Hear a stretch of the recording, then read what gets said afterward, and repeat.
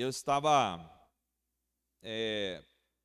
com uma palavra na mente para trazer aos irmãos, mas aí quando eu abri o texto e comecei a ler o texto, e comecei a escrever o que eu ia falar, deu uma guinada assim de 180 graus e eu comecei a falar de um outro assunto que eu não tinha pensado em falar, mas que eu creio que é do Senhor para a igreja esta noite. Vamos abrir a nossa Bíblia no primeiro livro de Samuel, capítulo 16. Quando você vai lá no Antigo Testamento, Gênesis, Levítico, Números, Deuteronômio, Josué, Juízes, Rute, depois já vem Samuel. Samuel, primeiro livro de Samuel, capítulo 16.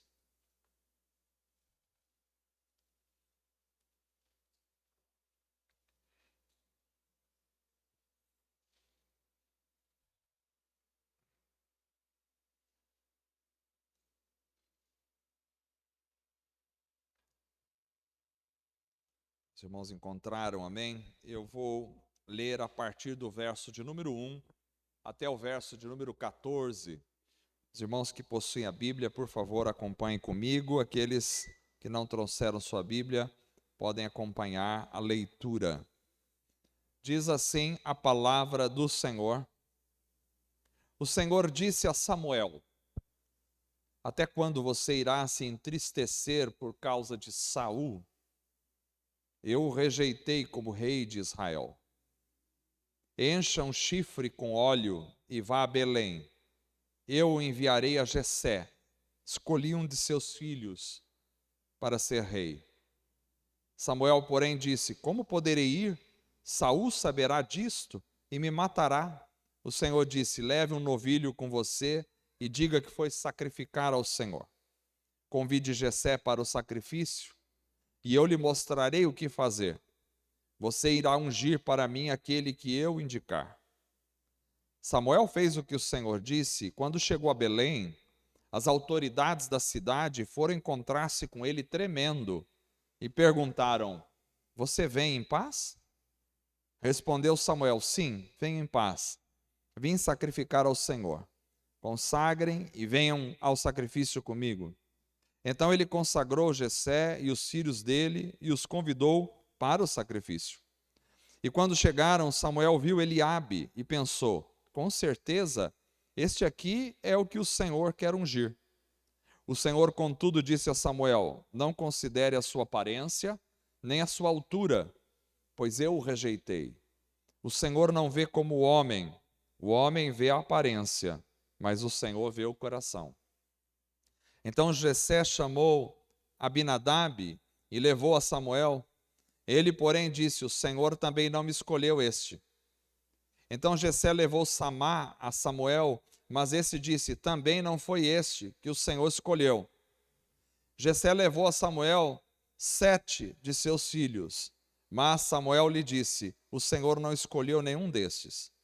Então perguntou a Jessé: estes são todos os filhos que você tem? Jessé respondeu: ainda tenho o caçula, mas ele está cuidando das ovelhas. Samuel disse: traga-o aqui, não nos sentaremos para comer até que ele chegue. Então Jessé mandou chamá-lo e ele veio. Ele era ruivo, de belos olhos e de boa aparência. Então o Senhor disse a Samuel: é este, levante-se e unja-o. Samuel então apanhou o chifre cheio de óleo e ungiu na presença dos seus irmãos. E a partir daquele dia, o Espírito do Senhor apoderou-se de Davi. E Samuel voltou para Ramá. O Espírito do Senhor se retirou de Saul. E um espírito maligno, vindo da parte do Senhor, o atormentava. Amém. Vamos orar novamente. Senhor Deus, graças te dou, ó Pai, por estarmos aqui para refletir agora sobre a Tua palavra, que o Teu Espírito Santo possa falar ao nosso coração, na reflexão desta palavra, que o Espírito Santo possa nos ensinar a tua palavra, possa trazer a paz, a alegria, o conforto do Senhor, que o teu Espírito Santo possa falar para cada pessoa e a cada coração que está aqui, trazendo o conforto do Senhor, a transformação do Senhor e a mudança de vida. Nós te louvamos, ó Deus, e te agradecemos por tudo. No nome santo de Jesus é que nós oramos. Amém. Amados irmãos, hoje eu quero vos falar sobre um coração que está cheio do Espírito de Deus. Nesse texto desta noite, nós temos um relato de quando Samuel foi ungir a Davi como rei. Como vocês sabem, e eu vou só situar a todos no texto, no momento histórico, Israel tinha possuído a terra prometida que Deus prometeu a Abraão e colocou o seu povo ali na terra prometida. Israel ficou ali, mas de repente eles começaram a desejar ter um rei. Israel não tinha rei, era Deus quem governava o povo de Israel. Mas aí de repente eles viram as outras nações, e as outras nações tinham um rei. E eles disseram para Samuel, Samuel era o profeta, era o sacerdote e o profeta naquela época, um homem de Deus. E eles disseram para Samuel, nós queremos um rei. Assim como tem as outras nações, nós queremos um rei. E aí então Samuel ficou muito chateado com essa situação, se sentiu rejeitado, porque ele era uma espécie de líder para a nação de Israel. E Deus falou para Samuel, não fica chateado, eles não estão rejeitando a você como rei, eles estão rejeitando a mim. Eu sou o rei de Israel e eles não querem a mim, eles querem um outro rei. Então Deus escolheu Saul para ser o rei de Israel. Saul foi o primeiro rei de Israel. Só que Saul começou a se desviar do caminho do Senhor. E aí então, nós entramos neste momento do texto, quando Deus chega para Samuel e diz assim, você está com muita dó de Saul, mas eu já o rejeitei como rei de Israel. E agora você vai lá e eu vou te falar, existe uma pessoa que é segundo o meu coração, e é esse homem que você vai ungir para ser o rei de Israel. Era diferente dos nossos tempos. Os nossos tempos é governado hoje em dia por eleições democráticas, algumas nações é por império, que vai passando de pai para filho. Ali em Israel estava começando o sistema monárquico, mas quem indicava o rei não era o povo, era Deus. Pelo menos nesse primeiro momento. Então Deus disse, eu vou colocar a Davi como rei. E aí se tinha o costume, a faixa presidencial, a faixa do reinado era um óleo derramado sobre a cabeça. Então era a forma deles dizer, este aqui está ungido. A unção do óleo representava a preparação, representava a autoridade diante do povo. Então ele jogava o óleo sobre a cabeça da pessoa e a partir daquele momento era empossado, em teoria pelo menos, como rei. Com Davi foi um pouco diferente, porque primeiro ele recebeu a unção do óleo, mas ele demorou muito tempo ainda até ele receber o reinado. Isso é maravilhoso. Então, nesse trecho, nós temos este relato quando Samuel vai ungir a Davi como rei. E é muito interessante porque aqui o relato que nós lemos, ele já começa dizendo da rejeição de Deus em relação a Saul para ser o rei de Israel. Ele começa dizendo, eu rejeitei Saul. Deus dizendo para Samuel, eu rejeitei. Já começa relatando sobre a rejeição. E aí no mesmo texto, ele vai dizer da aceitação por parte de Deus em relação a Davi. Ou seja, no texto nós temos a rejeição de um homem para o reinado e, em contrapartida, nós temos a aceitação de um outro homem. E o texto que nós lemos vai acabar dizendo que a partir daquele dia, ou seja, do dia da unção de Davi, o Espírito do Senhor apoderou-se de Davi. Olha que coisa maravilhosa. O Espírito de Deus no Antigo Testamento já se apoderando da vida de alguma pessoa, enchendo o coração de uma pessoa, trabalhando na vida de uma pessoa, tocando na vida de uma pessoa e, de alguma forma, guiando aquela pessoa. Então nós temos aqui em Davi, o Espírito de Deus se apoderou de Davi. Que coisa maravilhosa! Mas ao mesmo tempo, e eu quero que vocês percebam os contrastes do texto, porque ao mesmo tempo em que nós temos o Espírito de Deus se apoderando de Davi, no verso 14, nós temos o Espírito do Senhor se retirou de Saul. E mais, um espírito maligno vindo da parte do Senhor, quer dizer, na autorização do Senhor, começou a atormentar Saul. Então nós temos um homem aqui, Saul, rejeitado por Deus, e nós temos Davi, aprovado por Deus. Nós temos Saul, onde o Espírito de Deus se afasta de Saul, e um espírito maligno toma conta dele e começa a atormentá-lo. E nós temos, por outro lado, o Davi, onde o Espírito de Deus se apodera de Davi e ele então é abençoado. De um lado, alguém cheio de Deus, Davi. De outro lado, alguém atormentado por um espírito maligno, Saul. Eu achei que esse contraste desse relato é muito provocativo. E aí ficou uma questão na minha mente. O que diferenciava estes dois homens com condutas e realidades totalmente opostas?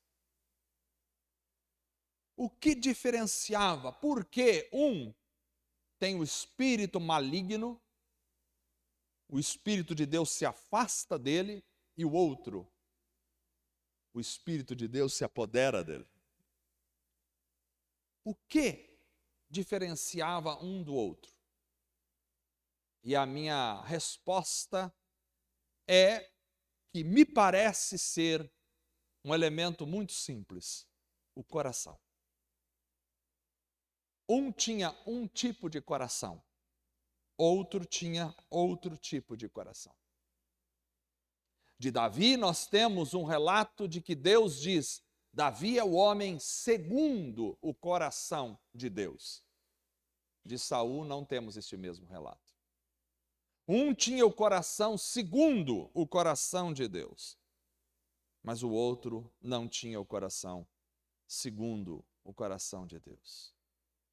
Então eu creio que é isto que vai fazer um deles ser cheio do Espírito de Deus e o outro não ser cheio do Espírito de Deus.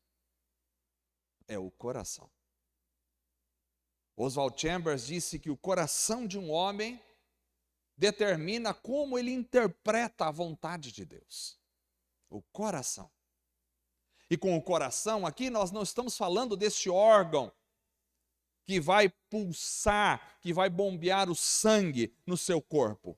Com o coração aqui nós estamos falando dos sentimentos mais íntimos, das decisões mais profundas, do ser interior, da mente de cada um, da forma com que cada um vê a vida, o mundo e age, o que impulsiona e o que determina as ações de cada um. Isso é o coração.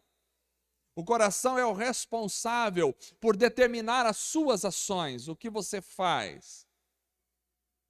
O coração é o centro das suas decisões, é o centro da sua realidade mais íntima.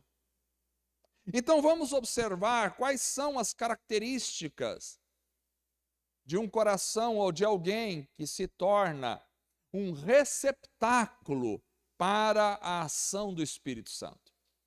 uma vez que nós estamos falando sobre a necessidade do Espírito Santo estar enchendo o coração de cada um de nós, uma vez que nós estamos falando sobre a necessidade da igreja ter uma experiência com a pessoa do Espírito Santo, nós precisamos entender o que é que faz uma pessoa ser um receptáculo. Porque alguns são cheios do Espírito Santo e outros estão vazios.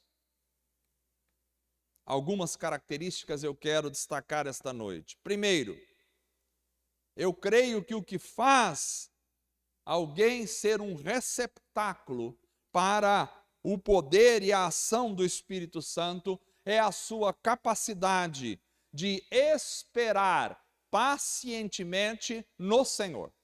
Isso é uma coisa importante. A capacidade de esperar pacientemente em Deus. Saul era alguém que fazia as coisas a seu próprio tempo, mas Davi era diferente. Davi sabia esperar em Deus. Nós vemos esse contraste, por exemplo, em 1 Samuel, no capítulo 13, porque ali há o relato de que os filisteus, que eram um povo inimigo de Israel, os filisteus tinham se reunido contra Israel. E Samuel tinha dito para Saul: me espere em Gilgal, que eu vou chegar lá daqui a 7 dias. E quando eu chegar em Gilgal, então aí depois vocês podem atacar os filisteus. E aí Saul ficou esperando, mas o texto vai dizer que Saul esperou os 7 dias, mas Samuel não chegou. E quando Samuel não chegou, os soldados começaram a se dispersar. E Saul então correu com medo, porque viu os soldados se dispersando, e Saul ofereceu um holocausto e um sacrifício. Ora, o holocausto e o sacrifício era a função única e exclusiva do sacerdote oferecer, e não do rei.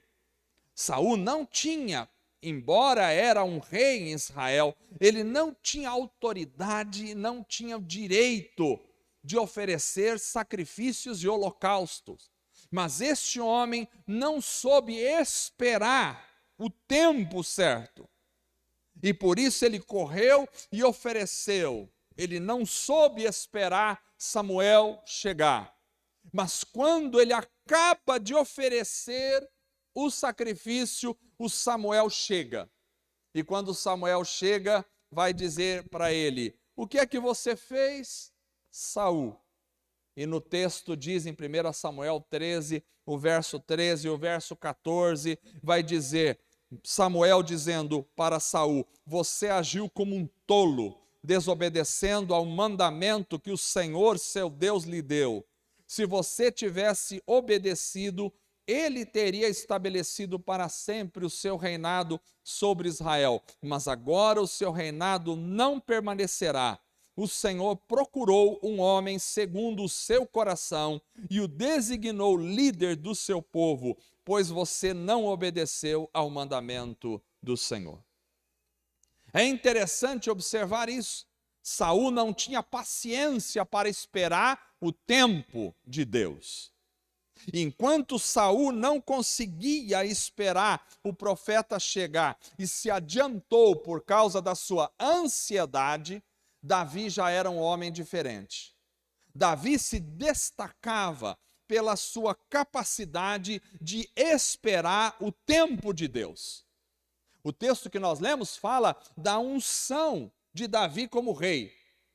Foi lá Samuel e ungiu, mas Davi foi ungido, mas não recebeu o reinado imediatamente. Ele teve que esperar, e ele teve que esperar muito tempo. Ele teve que esperar até o Saul morrer, para ele receber o reinado. Ele esperou, e esperou pacientemente. Saul estava tentando, vocês que já leram a história, sabem que Saul tentava matar Davi. e saiu com o exército perseguindo Davi para o matar, porque Saul estava possuído por um espírito maligno. E sempre quem tem um espírito maligno persegue o povo de Deus. Se a igreja é perseguida, se nós somos perseguidos, com certeza seremos perseguidos por aqueles que são controlados pelos espíritos malignos. Saul perseguia Davi, mas um dia Davi encontrou Saul dormindo numa caverna. E os homens todos estavam dormindo. E Davi chegou, e diz o texto que Davi cortou um pedacinho do manto de Saul com a sua espada. Ele poderia ter matado Saul e apressado a situação. Os homens de Davi disseram: está aqui o teu inimigo, corta a cabeça dele. Preste atenção, Davi já tinha sido ungido rei. Era de autoridade e era de direito de Davi pegar o trono, mas Davi sabia esperar. Ele olhou para Saul e disse: eu não vou tocar nele, não vou estender a minha mão contra aquele que Deus colocou, porque Davi sabia esperar o seu tempo. É importante, irmãos, que nós aprendamos esta lição. Precisamos aprender a esperar o tempo de Deus. E eu vou dizer uma coisa para você: o tempo de Deus não é o seu tempo.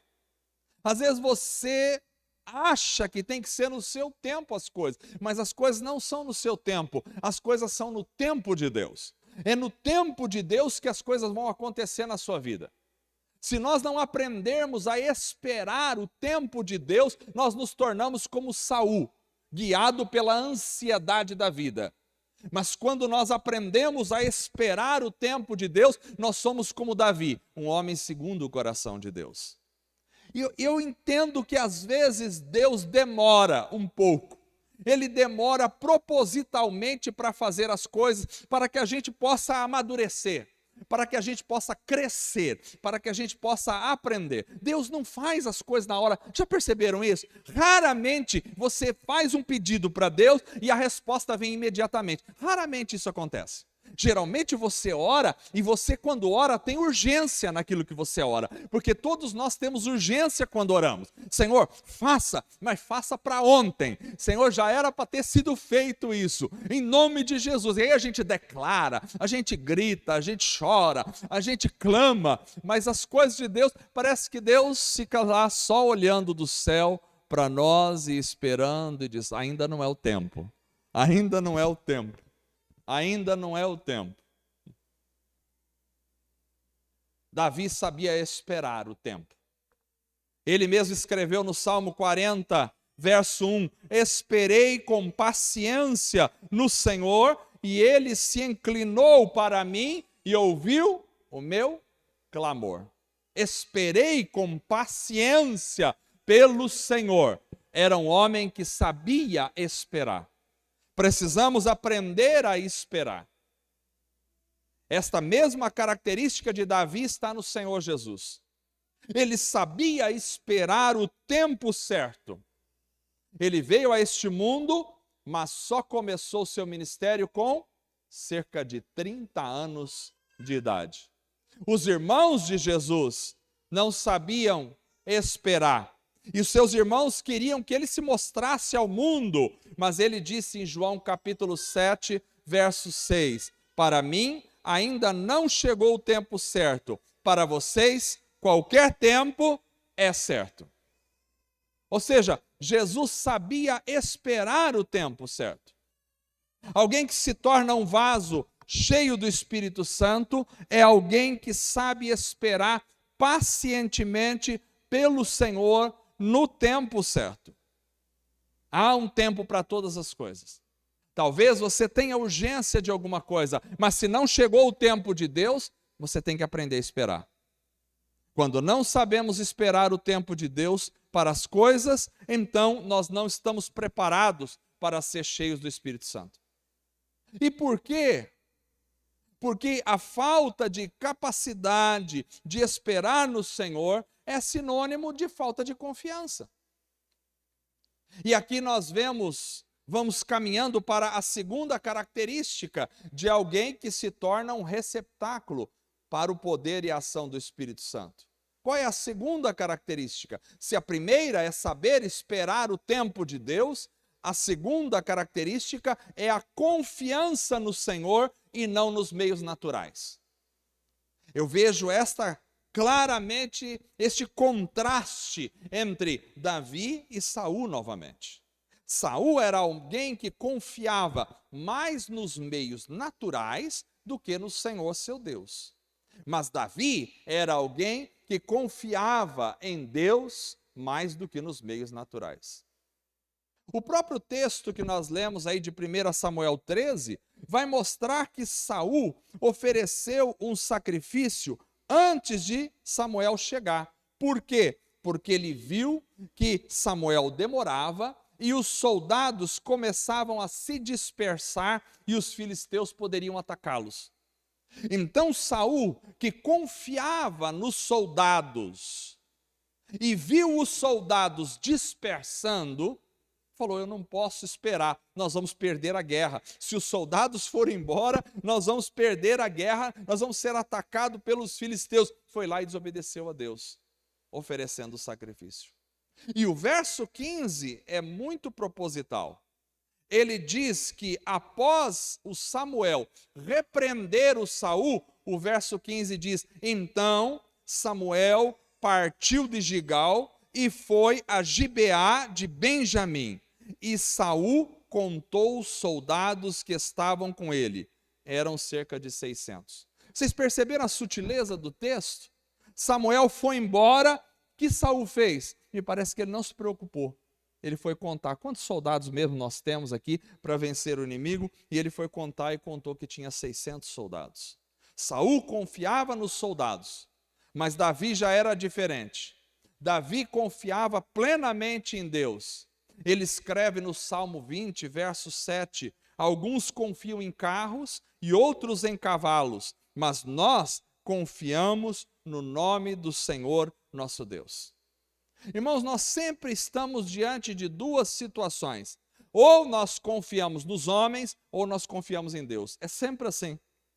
Às vezes vai acontecer alguma coisa, ou está acontecendo alguma coisa na sua vida, e você geralmente tem dois caminhos. Você tem dois lugares, duas portas para entrar. Ou você confia nos homens e vai buscar recursos naturais para resolver o seu problema, ou você confia no Senhor. Via de regra, nós confiamos nos recursos naturais. A gente vai pelo braço nosso, a gente vai pela nossa força, a gente vai pela nossa inteligência, pelo nosso intelecto. E é por isso que Davi escreve: uns confiam em carros, outros em cavalos. Por quê? Porque carros e cavalos era o exército daquela época. Uns confiam em armas, outros confiam em bombas, outros confiam em exércitos grandes, mas nós, diz ele, fazemos menção do Senhor nosso Deus. Então isso é importante, porque nós precisamos aprender a confiar no Senhor e não nos recursos naturais. Davi mostra a sua plena confiança em Deus quando ele enfrenta, por exemplo, Golias, que era um gigante. Ele era apenas um menino, e os soldados de Israel todos estavam tremendo de medo de Golias, e não havia ninguém que poderia enfrentar Golias, mas Davi vai com 5 pedrinhas e uma funda, porque ele confiava em Deus. E ele diz para Golias: você vem a mim com espadas e varapaus, mas eu vou em nome do Senhor dos Exércitos. Ele aprendeu a confiar no Senhor. Alguém que se torna cheio do Espírito Santo é alguém que confia plenamente em Deus e não em seus próprios recursos. São muitas as tentações para você confiar nos recursos. São muitas as tentações para você chamar reforço. São muitas as tentações, mas se você confiar no Senhor, Deus não vai te deixar desamparado. Essa característica me lembra também de Jesus, diante do texto que o irmão leu esta noite, do túmulo de Lázaro, porque Lázaro estava morto já há 4 dias, e Jesus começa a oração dizendo assim: eu bem sei, ó Pai, que sempre me ouves. A confiança de Jesus no Pai era singular, tremenda. Jesus não confiava em homens, ele confiava no Pai. Então é importante que nós aprendamos isto. Para ser cheio do Espírito Santo, eu tenho que abrir mão de confiar nos meus recursos naturais e confiar somente em Deus. Você pode olhar para o país e dizer, mas nós estamos vivendo um período de violência tão grande, nós estamos vivendo um período de fragilidade econômica, nós estamos vivendo um período de tantas dores, de tantos problemas, de tantas dificuldades, nós estamos vivendo um período que a gente não sabe como será o amanhã, politicamente, economicamente no Brasil e no mundo, e isso gera uma instabilidade, gera uma ansiedade nas pessoas, e quantas pessoas são tomadas pela ansiedade por não confiarem em Deus, mas quando a ansiedade tentar tomar conta de nós, irmãos, nós precisamos entender, nós confiamos no Senhor. O Brasil pode ser um país complicado, as autoridades podem ser corruptas, o judiciário pode se mostrar corrupto, não interessa, a nossa confiança não está no judiciário do nosso país, não está nos nossos exércitos, a nossa confiança está no Senhor nosso Deus, aleluia. Você consegue descansar no Senhor? Tem gente que vive uma ansiedade, medo de ficar doente, medo de morrer, medo de perder um pai, uma mãe, um filho, uma filha, medo de sair na rua, medo de viver, medo de dormir, não acordar, medo de comer, medo de não comer, medo de casar, medo de não casar, medo de viver, medo de tudo na vida, mas nós confiamos no Senhor. Você não precisa ficar com medo de que vai estar desamparado. Confie no Senhor. Se Jesus ressuscitou um morto de 4 dias, o que ele não pode fazer? Tudo é possível ao Senhor. Então, um coração segundo o coração de Deus, que se torna cheio do Espírito Santo, é um coração que sabe esperar pacientemente no Senhor e que confia plenamente no Senhor. Mas aí vem a terceira característica de alguém que se torna um receptáculo para o poder do Espírito Santo. É a capacidade de reconhecer e se arrepender diante do seu próprio pecado. Isso é muito importante. A capacidade de reconhecer o seu pecado e se arrepender rapidamente do seu pecado. É a humildade. Enquanto Davi era um homem que reconhecia facilmente o seu pecado e se arrependia, Saul não era assim. Saul transferia sempre a culpa do seu pecado para os outros. Nós vemos isso claramente em 1 Samuel capítulo 15, quando Saul desobedeceu a ordem de Deus, porque Deus tinha dado uma ordem para Saul e para o exército, tem que destruir todos os amalequitas. Não pode preservar nada, nem os animais, eu não quero que você preserve nada, nem o rei dos amalequitas, nem os animais. Aí eles foram para a guerra, só que chegou na guerra, os soldados viram que o gado era bom, era um gado de qualidade, era um gado daqueles especiais lá, que o Rodolfo sabe muito bem como que é. Era aquele gado Nelore, bonito que estava ali, era aquelas ovelhas, todas bonitas, fofinhas, com bastante lã. E os soldados falaram, não, peraí, vamos segurar esse gado para nós. Mas Deus tinha falado, destrua tudo. E eles falaram, não, vamos segurar. E aí o Saul falou assim, aí eu também não vou matar o Agag não, que é o rei dos amalequitas. E ele trouxe o Agag e trouxe todo o gado junto. Pecou contra o Senhor. E Samuel chegou lá e disse, tá tudo bem, Saul? Ah, foi tudo bem. Ele disse, que barulho é esse que eu estou ouvindo de gado? Que mugido é esse de gado que eu estou escutando? Que barulho é esse de ovelhas? Você pecou contra o Senhor, porque Deus disse que era para destruir tudo, e você segurou as ovelhas e o rei Agag com você. E Saul, ao invés de dizer, eu pequei contra o Senhor, me arrependo do meu pecado, ele disse, não, foram os soldados. Ele era o rei, a autoridade era dele, não era dos soldados. Ele tinha autoridade, os soldados eram obrigados a obedecê-lo. Mas ele disse, não, foi a culpa dos soldados. Os soldados viram o gado e pegaram, e acharam bom o gado, pegaram para eles. E aí eu não quis falar nada, porque eu fiquei com medo dos soldados. Ele não reconheceu a sua culpa. Não pediu perdão do seu pecado. Ele jogou a culpa do que aconteceu nos soldados, quando ele era o responsável. Mas já com Davi, era diferente a coisa. Davi reconhecia rapidamente o seu pecado e se arrependia. Quando, por exemplo, no caso de Batseba, como vocês sabem, que Davi cometeu um adultério com Batseba e cometeu um homicídio, mandando matar o marido de Batseba, chamado Urias. E aí chega então o profeta Natã, que veio da parte de Deus para confrontar Davi.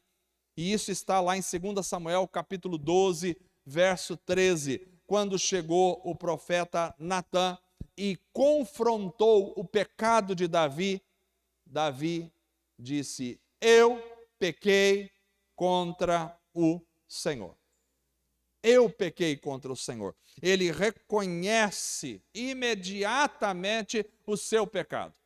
Ele reconhece imediatamente a sua culpa. Ele não transfere a culpa, mas também aquela Batseba lá, ela estava tomando banho ali, de uma forma imprópria, porque ela olhou para mim, eu olhei para ela. Ele não transfere a sua culpa, ele reconhece imediatamente a sua culpa.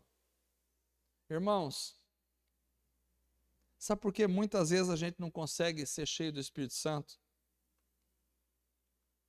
Porque a coisa mais difícil que tem, às vezes, é a gente reconhecer o nosso pecado.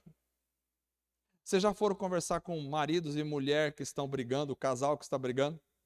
Eu nunca fui conversar com um marido e uma mulher que está em briga dentro da igreja. Acontece também dentro da igreja, não é só fora não. Dentro da igreja, que um olhou para o outro e disse, não, realmente a culpa é minha, não é sua, a culpa é minha. Sempre é assim, o marido fala, a culpa é dela. Aí você fala com a mulher, diz, a culpa é dele. E aí fica sempre jogando um para o outro. É muito difícil alguém dizer, a culpa é minha. Eu sei disso, eu sou casado. Eu sei disso dentro da minha casa. É muito difícil eu chegar e dizer, não, a culpa é minha. A culpa é minha. Porque sempre na minha cabeça eu começo a encontrar uma série de 1,5 milhão de justificativas para dizer, mas a culpa é dela. Quando eu quero dizer a culpa é minha, eu penso, mas a culpa é dela, não é minha a culpa. É muito difícil a gente assumir a culpa. A mesma coisa com os filhos. Vocês têm 2 filhos, os que têm 2 filhos sabem como é que é. A coisa mais difícil tem que colocar câmeras em casa, viu, João? Tem que colocar câmeras para ficar filmando, porque os 2 filhos estão sozinhos na sala e de repente sai uma briga. E aí quando você vai, quem que é culpado pela briga? Sempre é o outro. Você vai falar com um e diz, não, foi o outro que é o culpado. O outro, ele fez isso. Aí você vai no outro, não, mas eu fiz isso porque ele fez. E aí você fica naquela, quem é culpado dos 2? Aí dá vontade de falar, então vai apanhar os 2. Porque sempre a culpa é do outro. Sempre a culpa é do outro. É muito difícil assumir a culpa. É muito difícil dizer, eu pequei. Davi disse, eu pequei contra o Senhor. Não foi Batseba. Foi eu que pequei. Foi eu. Quando ele pecou contra o Senhor, fazendo o censo, ele disse a mesma coisa, foi eu que pequei contra o Senhor, não foram os povos, foi eu. Mas Saul disse, foi os soldados, eles é que quiseram. Lá no jardim do Éden, Adão olhou e disse, foi a Eva que pecou, ela é culpada. A Eva olhou e disse, foi a serpente, ela que foi a culpada. Ninguém assume a culpa. Ninguém assume. Esse é um grande problema. Essa atitude de humildade, assumir a culpa é humildade. Eu vejo essa atitude de humildade de Davi e me lembra de Cristo. Cristo humilde. Diferentemente de Davi, Cristo nunca pecou. Mas mesmo sem pecado, ele se rebaixou em humildade. E o texto de Filipenses diz que haja em vós o mesmo sentimento que houve em Cristo Jesus. Que sendo em forma de Deus, não se apegou à sua posição de ser como Deus, mas humilhou-se a si, esvaziou-se e se humilhou a si mesmo. E veio e assumiu a forma de servo, e como servo foi obediente até a morte, e morte de cruz. O nosso exemplo é Cristo. Essa atitude de se humilhar é uma atitude digna de alguém que quer ser cheio do Espírito Santo. Alguém que se torna um vaso cheio do Espírito, ou que quer se tornar um vaso cheio do Espírito, é alguém que reconhece o seu pecado rapidamente. Tanto Davi quanto Saul pecaram, mas havia uma diferença abismal entre eles. Um jogava a culpa nos outros, e o Davi assumia a sua própria culpa e se arrependia. Ter disposição imediata para reconhecer o pecado e se arrepender é uma característica fundamental de alguém que quer ser cheio do Espírito Santo. Mas além disso, tem uma quarta característica de alguém que se torna um receptáculo para o poder e a ação do Espírito Santo. Se vocês quiserem ser cheios do Espírito Santo, nós temos que seguir esse caminho. Para ser cheio do Espírito Santo, eu preciso ter um espírito de perdão e misericórdia no meu coração. Perdão e misericórdia precisam ser meus companheiros. Eu preciso aprender a perdoar e a ter misericórdia do outro. Agir com misericórdia, inclusive dos seus inimigos. Preciso ter misericórdia. Enquanto Saul se mostrava alguém sem misericórdia, por exemplo, quando no caso dos sacerdotes de Nod, que eram sacerdotes que tinham ajudado Davi quando Davi fugia de Saul, e eles nem sabiam do que estava acontecendo, e eles ajudaram a Davi. Saul não teve um mínimo de misericórdia. Em 1 Samuel 22, foi lá e matou os sacerdotes de Nod. Ao contrário de Saul, Davi foi misericordioso quando Saul estava nas suas mãos, dormindo. Era o perseguidor dele, e ele tinha o direito de matar Saul naquele momento. Ele era o ungido do rei, ele era o ungido do Senhor. Deus tinha rejeitado Saul e tinha aprovado Davi, mas Davi não se aproveitou disso. Ele teve misericórdia de Saul. Também nós vamos ver essa atitude de misericórdia em Davi com respeito a Absalão, porque Absalão, o filho de Davi, vai tentar um golpe de estado e vai começar a perseguir Davi. E Davi sai correndo e foge do seu próprio filho. Ele não queria matar Absalão. Ele teve misericórdia. E quando Absalão morreu na guerra, e a guerra era em que Absalão queria matar Davi, e quando os soldados de Davi acabaram matando Absalão, então Davi chorou amargamente e dizia: Absalão, Absalão, meu filho Absalão. Eu vejo em Davi um coração perdoador e misericordioso. Essa atitude de Davi me lembra de Jesus na cruz, quando disse ao Pai a respeito daqueles que estavam crucificando. Em Lucas 23, 34, Jesus disse: Pai, perdoa-lhes, porque eles não sabem o que fazem. Os homens estavam matando Jesus, e Jesus estava os perdoando, com misericórdia deles. Me lembro de Estevão, quando estava sendo apedrejado por aqueles homens cruéis, olha para o Senhor e diz: Senhor, não coloque esse pecado sobre eles. Alguém cheio do Espírito Santo é alguém com um coração misericordioso. Nós precisamos aprender a ter misericórdia. Nós temos que ter misericórdia das pessoas que nos acompanham. Nós temos que ter misericórdia das pessoas que querem nos prejudicar. Nós precisamos ter misericórdia das pessoas. Alguém que se torna um vaso cheio do Espírito Santo é alguém que tem um espírito de perdão e misericórdia. Então, um coração segundo o coração de Deus, que se torna cheio do Espírito, é um coração que sabe esperar pacientemente pelo Senhor, que confia plenamente no Senhor, que tem capacidade de reconhecer e se arrepender do seu pecado, e que tem um espírito de perdão e misericórdia. Mas há uma última característica que eu quero ressaltar essa noite. A quinta e última característica que eu quero ressaltar de alguém que se torna um receptáculo para o poder e a ação do Espírito Santo é um coração repleto de gratidão e adoração. Um coração repleto de gratidão e adoração. Enquanto Saul era alguém que parecia ter um coração com falta de gratidão, Davi era alguém que tinha um coração em plena gratidão e adoração. Saul parecia não ter um coração grato, e a gente percebe isso em 1 Samuel capítulo 15, verso 17, onde o Samuel vai repreender Saul e vai dizer: embora pequeno aos teus próprios olhos, você não se tornou o líder das tribos de Israel?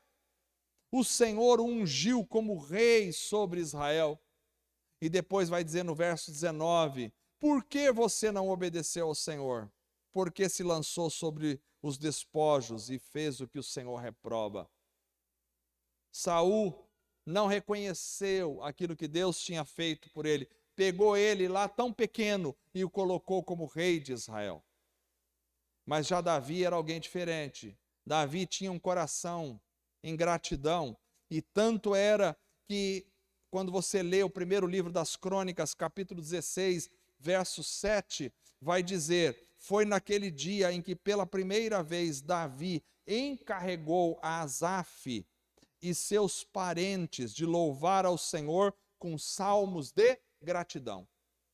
Davi criou grupos de louvor e de adoração a Deus com salmos de gratidão a Deus. Você vai ler os salmos na Bíblia, que é o maior livro que nós temos na Bíblia, e os salmos são muitos deles de Davi, e muitos deles são salmos de adoração e de gratidão ao nome do Senhor. Essa atitude de gratidão precisa estar no nosso coração. Essa atitude de adoração precisa. Nós temos um grande problema hoje em dia, que é a falta de gratidão. As crianças parecem que já nascem com a falta de gratidão no coração. É muito grande essa ingratidão que acontece para todos os lados. Quantas vezes você vê pessoas falando assim: mas olha, aquela pessoa foi tão ingrata comigo, eu fiz de tudo por aquela pessoa e ela me pagou desse jeito. Quantas pessoas são vítimas da ingratidão dos outros? Nós vivemos num mundo ingrato. A ingratidão está espalhada por todos os lados. A ingratidão penetra o coração de muita gente. São pessoas que você pode dar o mundo inteiro, pode dar o seu sangue por ela, mas ela sempre vai ser ingrata, sempre vai encontrar um motivo de reclamação. Irmãos, se é uma coisa que a igreja precisa aprender, é o espírito de gratidão. Nós temos que desenvolver o espírito de gratidão. Dentro da sua casa, você precisa ensinar teus filhos a ter gratidão.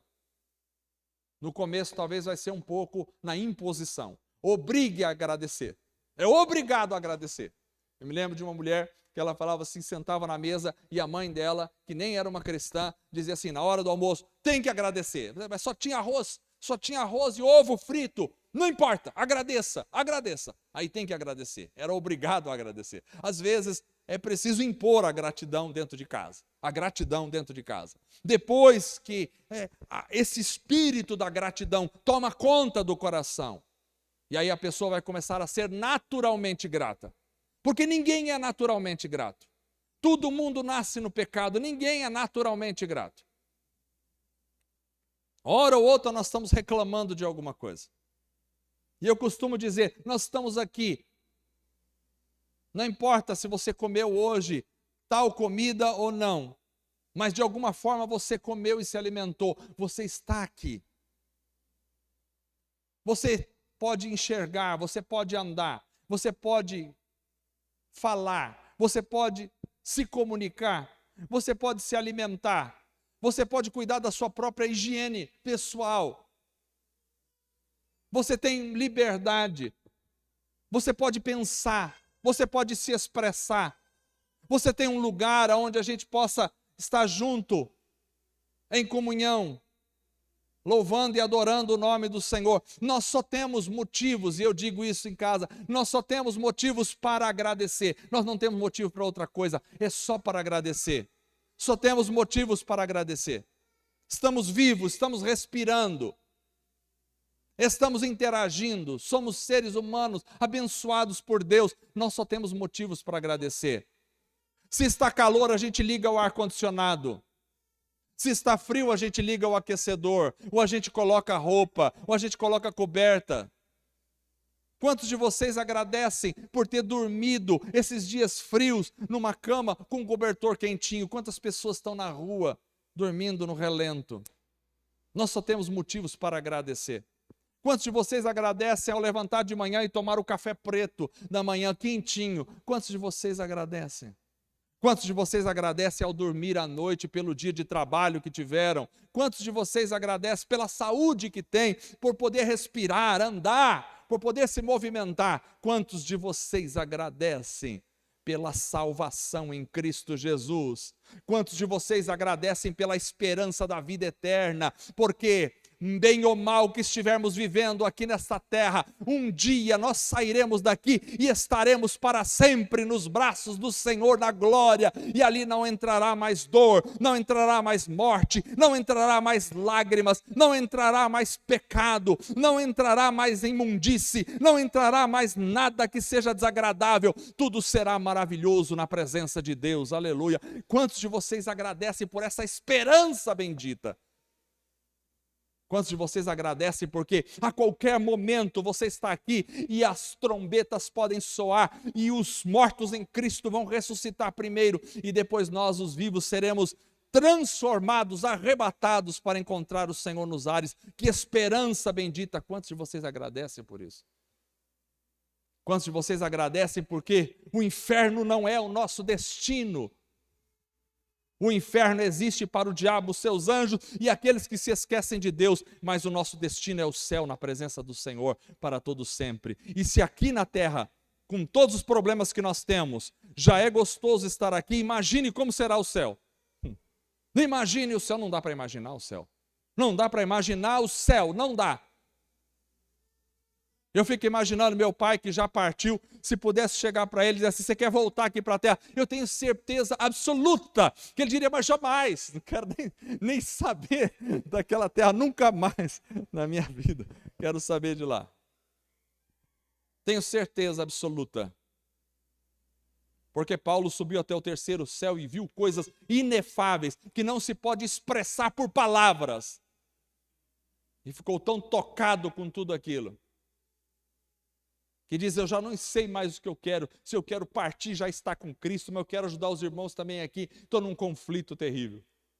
Alguém que queria partir logo e estar com o Senhor, mas alguém também que queria ajudar a igreja. O espírito de gratidão. Davi escreveu tantos salmos de gratidão e adoração. Sabe por que muita gente não é cheia do Espírito Santo? Porque a vida dele é uma eterna murmuração e reclamação. 24 horas reclamando, seja do frio, seja do calor, seja da falta de dinheiro, seja da comida, seja dos políticos, seja do país, seja 24 horas. E vocês sabem que existe uma estratégia maligna para disseminar, para plantar murmuração no coração das pessoas. Sabe qual que é a estratégia maligna? É botar na mídia, onde todo mundo assiste o tempo todo, é disseminar por aí todas as tragédias que existem no planeta. Você pode assistir um jornal, 99% das notícias de um jornal é tragédia. Será que nada de bom acontece no planeta? Claro que acontece. Mas por que não se passa o que é bom? Porque não dá audiência. E por que não dá audiência? Porque o mal está semeando no coração das pessoas a tragédia.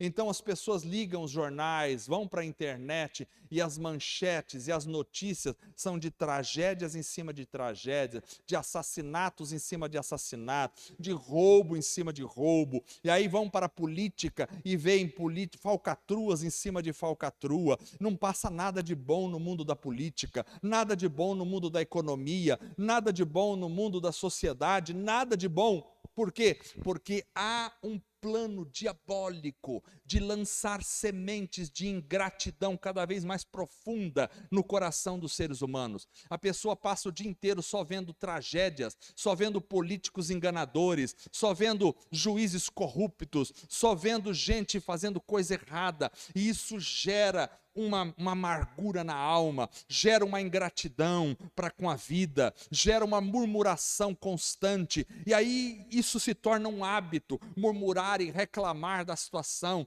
Alguém pode estar bem financeiramente, você vai falar com ele, e aí como é que tá? As coisas estão difíceis, não sei não o que vai ser da vida. Acabou de ganhar $1 milhão, mas está lá, não, as coisas estão tão ruins. Alguém acabou de ser curado de uma enfermidade, você vai falar com ele, ai, mas as coisas estão difíceis, hein? Olha, ficando velho, cada vez vem mais dor, mais luta, mais problema, mais enfermidade. Ficar velho é terrível. Ninguém quer ficar velho, mas também ninguém quer morrer cedo. A única forma de você não ficar velho é morrer cedo, ora. Mas ninguém quer morrer cedo, mas também não quer ficar velho. Não entendo a situação das pessoas. Como é que é a situação? Não, ficar velho é difícil por um lado, mas é maravilhoso por outro, porque quanto mais velho você está, mais próximo você está de se encontrar com o teu Senhor para todos sempre. Aleluia. Ninguém deu aleluia nisso aqui. Essa atitude de gratidão estava presente em Jesus. Em Mateus 14, 19, nós vemos Jesus levantando o pão e os peixes e dando graças quando ele ia fazer a multiplicação de pães e peixes, sempre dando graça. Jesus era alguém grato. Nós precisamos aprender a gratidão. Agradecimento.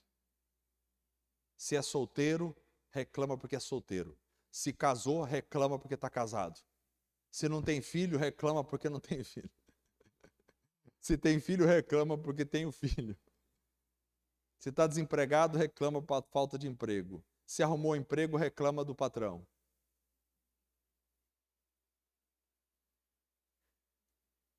Se está calor, reclama porque está calor no culto. Se colocamos ar-condicionado, reclama porque ficou muito frio. Se o pastor prega muito, reclama porque o pastor pregou muito tempo. Se o pastor prega pouco tempo, reclama porque não deu nem para ouvir direito a mensagem, já acabou. Se canta 3 músicas, reclama porque é só 3. Se cantar 4, reclama porque era 3, agora é 4. Se canta música muito lenta, reclama porque está muito lenta. Se cantar muito rápido, reclama porque agora é rock pauleira.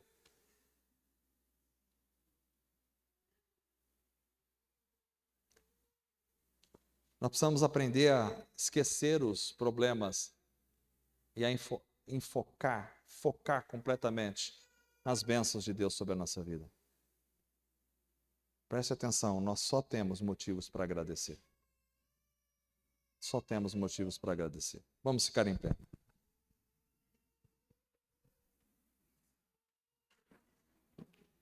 Estou vendo a Ana com o bebê ali no colo, eu comecei a pensar, quando a gente não tem bebê, a gente reclama porque não tem bebê, mas quando tem bebê, reclama porque a gente tem que ficar de pé o tempo todo no culto e o bebê não para quieto. Mas depois ele vai crescer, aí você vai reclamar porque cresceu, porque aí dá saudade quando era pequenininho. E assim vai. Vamos orar ao Senhor. Oh Deus, ajuda-nos a ser um receptáculo para o poder do Teu Espírito Santo.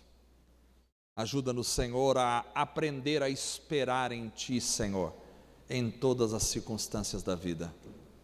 Que possamos esperar o Teu tempo é maravilhoso. Não nos deixe ser tomados pela ansiedade, pelo ativismo, pela loucura de achar que a gente pode fazer as coisas sem o Senhor. Ó Deus, ajuda-nos a confiar cada vez mais em Ti, Senhor. Buscar o Senhor em confiança plena, contínua. Ajuda-nos, Senhor, a ter essa capacidade de reconhecer o pecado e pedir perdão todos os momentos.